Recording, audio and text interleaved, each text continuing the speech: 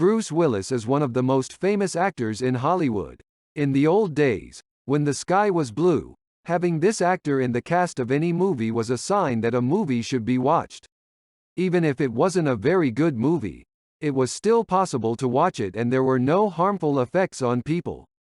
Now this incredibly sensible actor in the distant past, diligently doing everything to make sure that he is finally forgotten. His action past already seems like some kind of fiction that did not happen to him, but to someone else. This kind of career twist is not a Bruce Willis invention. There are many professionals working in this direction. So in his desire to sink to the bottom as quickly as possible, Bruce is not alone. Very close to him rushes and Nicolas Cage, who is the absolute champion in the speed of descending into the abyss. Why such past-worthy personalities can't enjoy life like Gene Hackman or Sean Connery instead of starring in various thrash is not clear.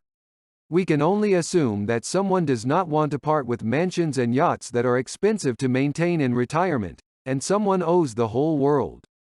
All this is of course very sad. Someone probably sympathy to these actors, but to watch their new movies from this does not become easier. Today, I would like to recall the career of Bruce Willis, and to elaborate on several points. Like so many big star actors, Bruce Willis was never a kiddie. Show his bad character, he was at beginning of his career. One of the first significant roles Bruce was a role in the TV series Moonlighting. Through this series, Bruce got fame, because of which has already got into the movie Die Hard. There is a perception that Bruce Willis was just a completely unknown actor when they took him to the lead role in the movie Die Hard. But this is not the case. Taking on the role of John McClane, Willis was feared because of his comedic aura. In the 80s, Moonlighting was one of the most expensive shows on television, and by some accounts the most expensive. It cost anywhere from $1.5 million to $2 million per episode. Shooting a whole season cost the network $40 million, which is more than the budget in Star Wars and Indiana Jones coming out at the time. And conflicts on the Moonlight production were commonplace. Bruce Willis and Sybil Shepherd couldn't stand each other. Originally Bruce Willis was a nobody actor unlike Sybil Shepherd, and he had to be in the shadow of the actress, who got all the laurels. But with each new season, the actor's fee grew as did his fame. So he began to get out of the shadows, and after the release of Die Hard all changed, and Willis went to pump up the rights, for there was nothing to hold him back. He blamed Shepherd for all the problems the show had in filming. It was probably the showrunner who started the conflict. Sybil Shepherd and the ABC channel wanted the leading male role played by an actor Harley Benton, but Glenn Gordon at the audition so liked Bruce Willis, he ignored their requests and approved the role of an unknown actor. Shepherd was furious, which eventually led to a strained relationship between her and Willis. Allegedly, the series was supposed to get 6 or even 7 seasons, but Bruce Willis began refusing to star in it after his career took off due to the release of Die Hard in theaters. Willis himself said that he was simply tired of the constant tardiness of the filming of Shepherd, because of which they were delayed. He had to work for months without days off. And since he had to combine work on television and in the big movie, he decided it was time to make a choice. But the rumor is just Willis repeatedly throwing tantrums on the set of the last season, which is why the work on the project stopped, not only because of Shepherd. With the release of Die Hard, stardom of the actor went on to progress, and for Bruce Willis was no authority. It was impossible to predict what movie will be filming without incident, and which will dive into production hell. Conflicts with Bruce on the set with any of the actors or directors were common. It is amazing how the actor did not rebel on the set of the second part of Die Hard. He did not like the film at all. Perhaps the fact that the studios allowed him to do absolutely everything on the set, and director Renny Harlin tried to stand on the sidelines and not to glare. But Hudson Hawk, which followed the second Die Hard, was not so lucky. Filming in this movie, many actors consider the worst days of his life, although it all started very well. Actors Bruce Willis and Danny Aiello were great friends and had wanted to do a movie together for years. As soon as the Hudson Hawk script fell into Bruce Willis' hands, The role of Tommy immediately went to Daniel, who even turned down a shot at another movie he was already signed to do. Bruce Willis and producer Joel Silver chose the director for Hudson Hawk together. They liked the movie The Heathers with Christian Slater and Winona Ryder so much that they did not hesitate to invite Michael Lehmann to direct. Many people believe that this was the biggest mistake of all. Lehmann had only 2 small films under his belt and he simply could not resist the pressure of a star producer and an even more starry actor. If he had been in Lehmann's shoes, he wouldn't have listened to every word from the outside and could have bent his line, which could have benefited the picture. When filming started, Bruce Willis turned into a screenwriter and director. Joel Silver is one of those producers who always rely on the central star of his films, allowing her almost everything on set. In the case of Predator, Die Hard, Lethal Weapon, the constant improvisation of the titular actors and rehashing of the script on the fly went to the film's benefit. A similar approach on the set of Hudson Hawk turned out to be a disaster. Bruce Willis made so many changes to the original script that he had to be added to the list of screenwriters for the film. Because of the changes that Willis was making on the fly left out the expensive sets previously built for the films. Part of them could be used in the new film finale, but most of them the authors gave to the Da Vinci Museum in Milan. Director Michael Lehmann sometimes tried to lend his voice, but Willis immediately raised a scandal and producers asked Lehmann not to interfere with the star. Actor Richard Grant, who didn't get into Robin Hood Prince of Thieves because of Bruce Willis' stalling of production, calls Hudson Hawk a stinking pile of donkey shit. But Willis, after the powerful failure of the film and winning the Golden Raspberry for Worst Screenplay, blamed it all on the studio. According to him, it was she improperly promoted the movie by advertising the film as an action comedy, although it was just a comedy, which left critics disappointed. Producer Joel Silver also came out in support of Willis, which is funny considering their conflict on Willis' next film The Last Boy Scout. Willis did not draw any conclusions for himself from the problems in Hudson Hawk and The Last Boy Scout. Although a break in one film the actor arranged himself, with no particular incident took place shooting the movie Death Becomes Her. The film was filmed respected at the time of Robert Zemeckis, and Bruce got into cast at the last minute because of the sudden formed a window in his schedule and spent less than a month on the set of film. The actor pulled out on his next job, with the thriller The Striking Distance, directed by Rowdy Herrington, who once directed Roadhouse, a similar situation to the Hudson Hawk. Willis began to edit the script. He worked up to the fact that the first test screenings of the picture at Sony Studios were a nightmare. According to studio officials, the audience simply hated the movie. The film then had another name, Three Rivers. Viewers described the picture as a Hudson Hawk from which absolutely all humor had been removed. The studio isayui getting their heads and sent the picture to an expensive reshooting. Film almost entirely reshoot. Bruce Willis was in such a rage that he was forced to return to work on the film, that he did not try to somehow play in the film and was constantly snapping at the director. However, a citizen who worked on the film claims that Willis to Herrington treated badly and the first time filming. The actor is constantly taking over directing and ignored any instructions from Herrington. Trouble with the film were discussed in the press at the time and director Herrington in all interviews defended Willis, calling him a true professional.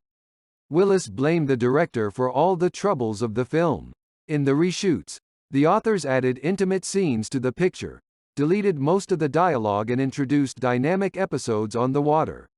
After that, the film got a few more edits and eventually one of them hit theaters.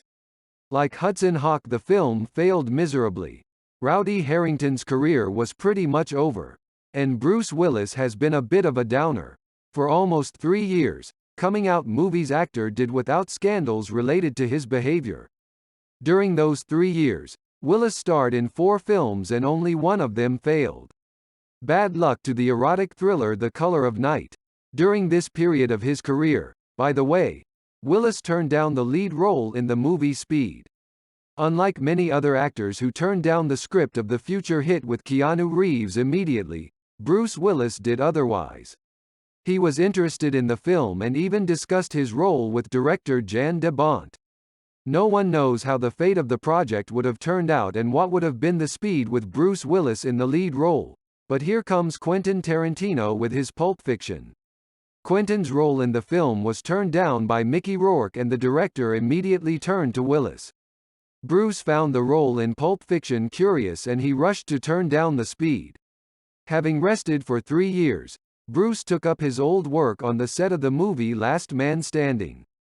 According to the director of the film Walter Hill, to a direct conflict they had with Willis did not come, but Willis argued with each decision of the director and tried to change his character.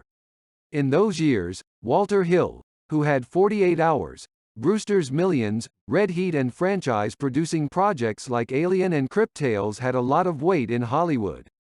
So to move out of the director's chair, as he had done so many times before, Willis failed.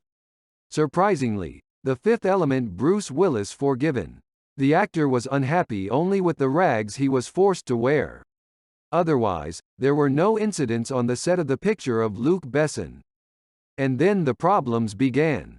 The first hit was the actor Richard Gere, with whom Willis starred in The Jackal. With the other big star Bruce could not work out, and when you see them both on the set at the same time, all hell broke loose for the producers. Good thing the film allowed the actors to be filmed separately from each other. After The Jackal, Willis and Gere in all interviews cursed each other and promised never again for any money not to work together. Apparently Jackal finally awakened Willis from his sleep and his next project, Bruce simply destroyed. The picture was not saved. Even the fact that filming has gone into full swing. As a result of Willis' refusal to filming, Disney got the actor in 3 of their films and Bruce went to serve time with Michael Bay. What would have been Willis at Michael Bay's disposal not in shackles is hard to imagine. Bay has never been ceremonious with actors, and it is likely that one of the most curious conflicts of the 90s could have occurred on the set of Armageddon. But being stiffed by multi-million-dollar fines, Willis bore everything and limited himself to statements in the press that he will never be on the same set with Michael Bay again. In general, then Armageddon and The Sixth Sense, in which Bruce starred from under the stick, became the last big box office hits of the actor. In the early 90s, Willis went down with 2 of his 3 films. Somehow, only Die Hard 4 still pulls on the hit, although relative to the box office results of the first 3 films of the franchise, and was taken a step back. The picture was even deprived of the adult rating with which it clearly had every chance to fail. The actor's last known conflict was the movie Cop Out hit the big screens in 2010. Kevin Smith, responsible for the film Dogma and The Clerks, has always disliked working with big Hollywood studios because of their constant interference in the filming process. But for the film Cop Out, he made an exception. According to the director, he really liked the script.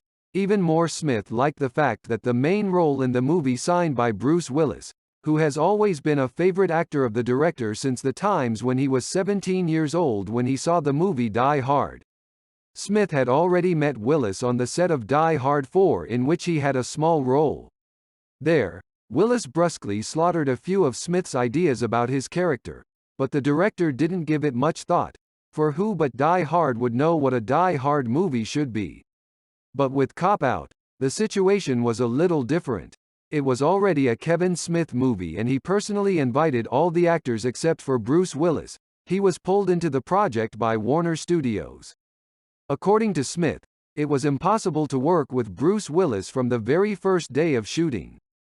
Bruce frankly did not like the script and completely ignored his dialogues. Initially, Kevin Smith tried to adjust to Willis, hoping that this is such an improvisation from a Hollywood star. But when Willis playing in scenes with other actors just started to be silent, Smith tried to get the actor to follow the script. The result of the communication was a conflict, which according to many eventually ruined the movie.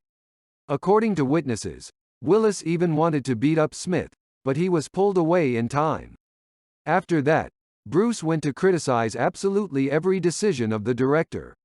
He refused to comply with Smith's settings, changed his dialogues, left the set and criticized the choice of lenses for the camera.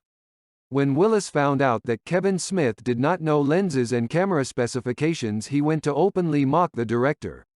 Kevin Smith would later blame Bruce Willis for the box office failure of the film.